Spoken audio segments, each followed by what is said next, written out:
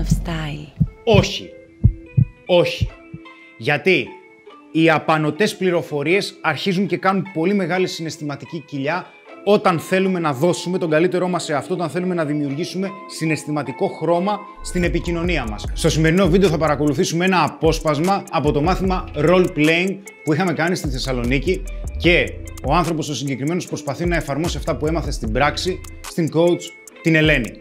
Τώρα, είναι κάποια πράγματα τα οποία είναι σημαντικά και θέλω να τα αναφέρω πριν ξεκινήσουμε την ανάλυση. Αρχικά, ο συγκεκριμένος άνθρωπος θα είναι όλος θαμπός και κατά πάσα πιθανότητα να είναι επηρεασμένη και η φωνή του. Αυτό το κάνουμε γιατί μετράει πάρα πολύ η προστασία προσωπικών δεδομένων. Είναι κάτι πάρα πολύ σημαντικό για εμάς.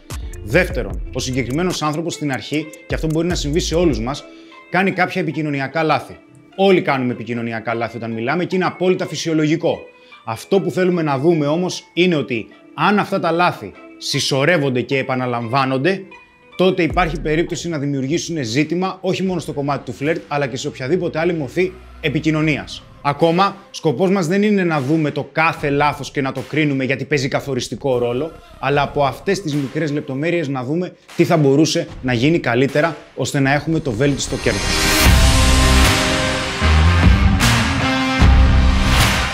Καλησπέρα. Τι κάνεις? Καλά. Το όνομά σου? Είμαι η Ελένη.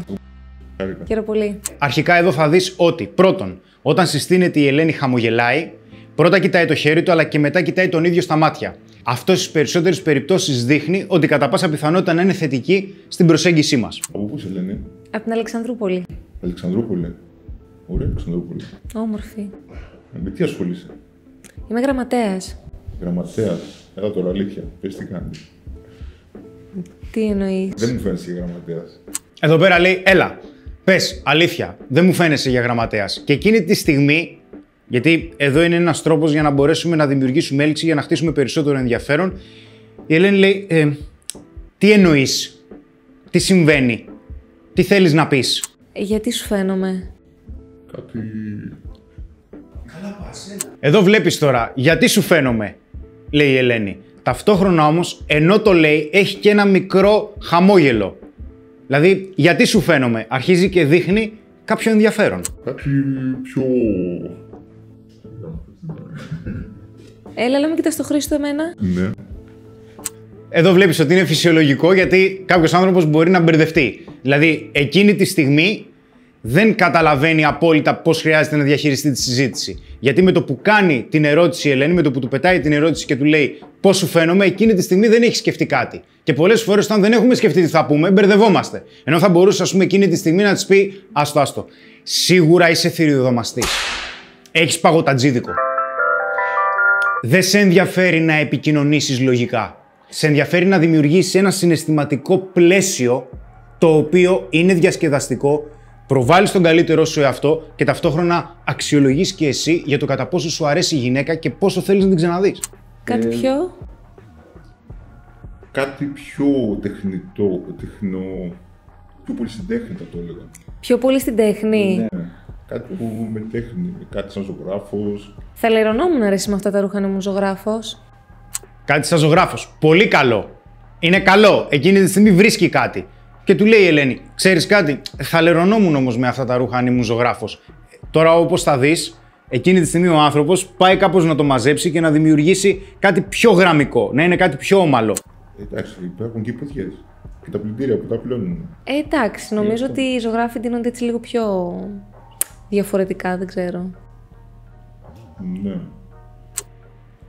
Δηλαδή, υπάρχουν και πλυντήρια, υπάρχουν και φόρμες. Κάτι το οποίο είναι σημαντικό και είναι ωραίο που αναφέρεται. Εκείνη τη στιγμή όμως η Ελένη είναι κάπως συναισθηματικά επηρεασμένη από αυτό που συνέβη και του φέρνει μία δυσκολία.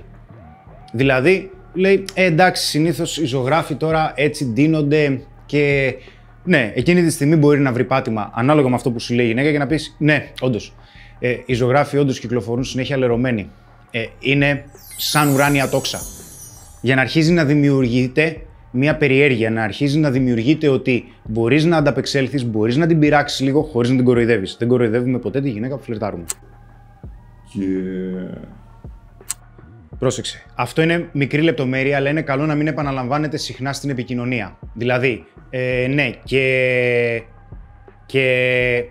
Προφανώς εκείνη τη στιγμή δεν ξέρω τι να πω και δίνω λίγο χρόνο στον εαυτό μου και καλό είναι να έχουμε ροή.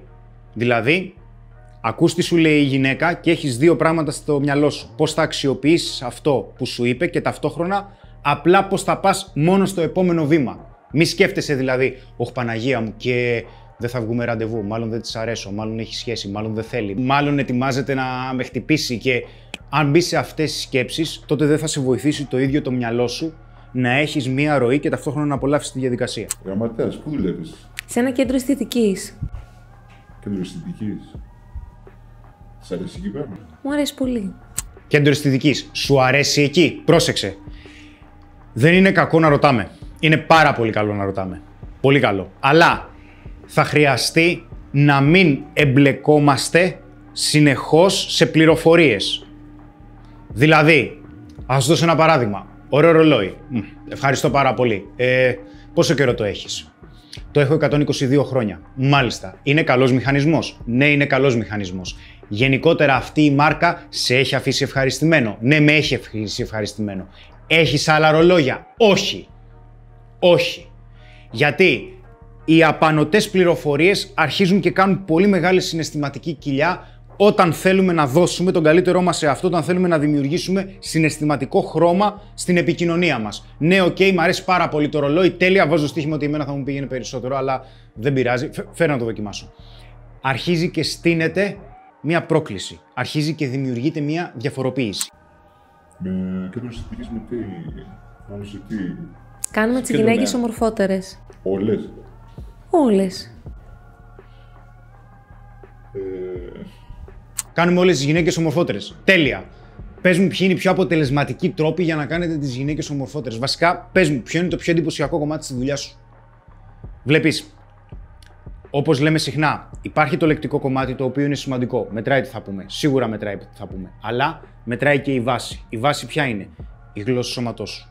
Το τι συναισθήματα προβάλλεις. Άλλο να σου πω εγώ τώρα, ναι, ωραία. Κάνε τις γυναίκες ομορφότερες. Ναι. Έχεις κάποιους τρόπους που κάνε τις γυναίκες ομορφότερες. Αρχίζεις και την νευρικότητά μου, αρχίζει το μυαλό σου και την αντιλαμβάνεται ότι κάτι συμβαίνει. Κάτι δεν πάει καλά. Και είναι εντελώς διαφορετικό να σου πω, οκ, με τι ασχολείσαι, είμαι λογιστής. Έλα, οκ, για πάμε. Αρχίζεις και προβάλλεις ενθουσιασμό. Κάτι το οποίο σημαίνει πως αυτός ο ενθουσιασμός θα φύγει και στο συνομιλητή σου. Θα τον επηρεάσει θετικά. Πόσο καιρό δουλεύεις εκεί πέρα? Είμαι περίπου 2 χρόνια. Έχεις σπουδάσει κάτι άλλο και ασχολείσαι με αυτό ή είσαι... Όχι, δεν έχω σπουδάσει κάτι συγκεκριμένο. Δεν έχεις σπουδάσει κάτι. Εσύ με τι ασχολείσαι? Εγώ είμαι εινολόγος. Τέλεια. Και για πες. Πρόσεξε, γιατί αυτό είναι σημαντικό. Κάποια στιγμή υπάρχει μεγάλη πιθανότητα η γυναίκα να σε ρωτήσει με τι ασχολείσαι εσύ. Δεν είπα να αρχίζεις να μιλάς για το επόμενο τετράωρο για το τι κάνεις, αλλά είναι μια πολύ μεγάλη ευκαιρία να δείξεις τη ζωή σου. Δηλαδή, πόσο σου αρέσει η ζωή σου, τι δουλειά κάνεις, οποιαδήποτε δουλειά, τέλεια. Αυτό που μου αρέσει περισσότερο στη δουλειά μου είναι αυτό. Εντάξει, πώς σου φαίνεται? Γιατί, όπως θα δεις, με το που απαντάει και λέει για τη συγκεκριμένη εργασία, για το συγκεκριμένο επάγγελμα ο άνθρωπος, επιτόπου η Ελένη λέει τέλεια. Είναι σαν να σου λέει ενδιαφέρον, ενδιαφέρον. Είναι ο λόγος. Τέλεια. Γενικότερα, σ' αρέσουν εσένα τα κρασιά, αλλά πριν τη ρωτήσεις πίσω, πες κάποια πράγματα για τον εαυτό σου. Μοιράσου κάποια πράγματα. Πες τι σου αρέσει περισσότερο. Βέβαια, αν σου αρέσει το συγκεκριμένο βίντεο, τότε κάνε το share και κάνε like και στο απίθανο σενάριο που δεν έχεις κάνει subscribe, πάτε και το subscribe γιατί μας βοηθάς πάρα πολύ. Το εξασκείς ήδη, δηλαδή σαν επάγγελμα, είσαι σομελιέ? Είμαι και σομελιέ. Κοινολόγος, σομελιέ. Και είναι πολύ ωραίο επάγγελμα. Θα ήθελα πάρα πολύ να έχω το επάγγελμά σου βασικά. Είναι ενδιαφέρον επάγγελμα. Εδώ πέρα τι λέει η Ελένη? Δίνει ένα κομπλιμέντο. Θα ήθελα πάρα πολύ να κάνω το επάγγελμά σου. Εντάξει, και εκείνη τη στιγμή λέει ο άνθρωπος, ναι, είναι πολύ ενδιαφέρον. Όχι. Βλέπεις εκείνη τη στιγμή ότι το ενδιαφέρον της αρχίζει και εστιάζεται. Έχεις ένα πολύ καλό πάτημα.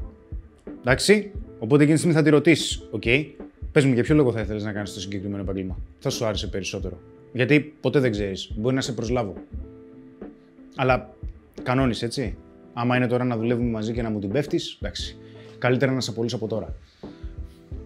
Αυτό δημιουργεί μια τεχνητή ρήξη. Εντάξει. Δεν προσβάλλουμε και πάντα όταν πειράζουμε το λέμε με χαμόγελο. Είναι κάτι πολύ σημαντικό. Το συγκεκριμένο βίντεο φυσικά είναι ένα απόσπασμα από τα role-playing που ανεβάζουμε στο Digital Academy. Προφανώς, αν θέλεις να δεις περισσότερα, με περισσότερες αναλύσεις, μπορείς να κάνεις μια εγγραφή στο Digital Academy αμέσως τώρα και πίστεψέ με, το υλικό το οποίο θα δεις είναι ατελείωτο και άκρος βοηθητικό. Όπως και να έχει, σε ευχαριστώ που παρακολούθησες το συγκεκριμένο βίντεο και ελπίζω να σε βοήθησε. Να είσαι καλά.